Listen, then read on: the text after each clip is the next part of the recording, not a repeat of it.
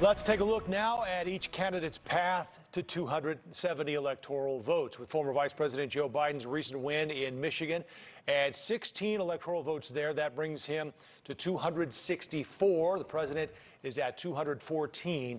Neither candidate, of course, reached 270 just yet.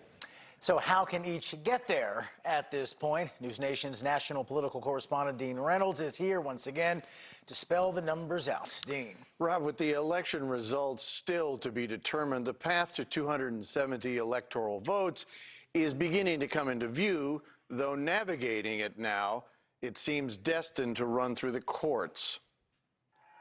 Though he said last night he believes he won this election, the president and the electoral map are not exactly on the same page. Emerging totals from the states still in play do not bear out his early morning assertion. Every number is subject to change, but right now, by the Associated Press count, the president has 214 electoral votes, so he needs to claim just about every state that remains undeclared and maybe one called for his opponent. Still on the board are Pennsylvania, North Carolina, and Georgia. If he wins them, he would wind up with 265 electoral votes, still short of the mark for a second term. He is likely to claim Alaska's 3 votes at some point and would then need Nevada's 6 votes, which could build him back up to 274.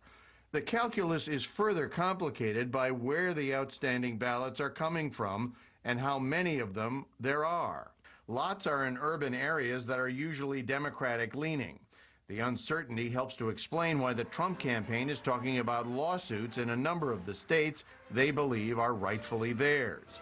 Former Vice President Biden has not claimed victory, but in his statement today, he suggested it's only a matter of time. And here's why. AP's count gives him 264 electoral votes, with Michigan's 10 the latest to go blue. He could win the election by picking up Nevada, where he currently leads, or he could win more easily by picking up Pennsylvania, where he is closing in, or any of the others still in play, including Georgia or North Carolina, where the president's margins have been thinning. Whatever the outcome, this is not what numerous polls were predicting right up to Election Day. Most envisioned an outright Biden victory minus court challenges and what may prove to be numerous all-nighters. So we asked Spencer Kimball, who runs the NewsNation Emerson College polling unit, to explain what happened.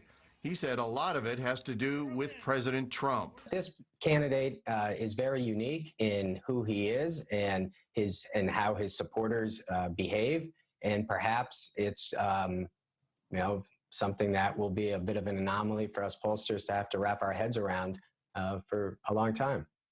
And I think we can all sympathize with that. Just wrapping our heads around what's going on in this race right now is hard enough. Rob?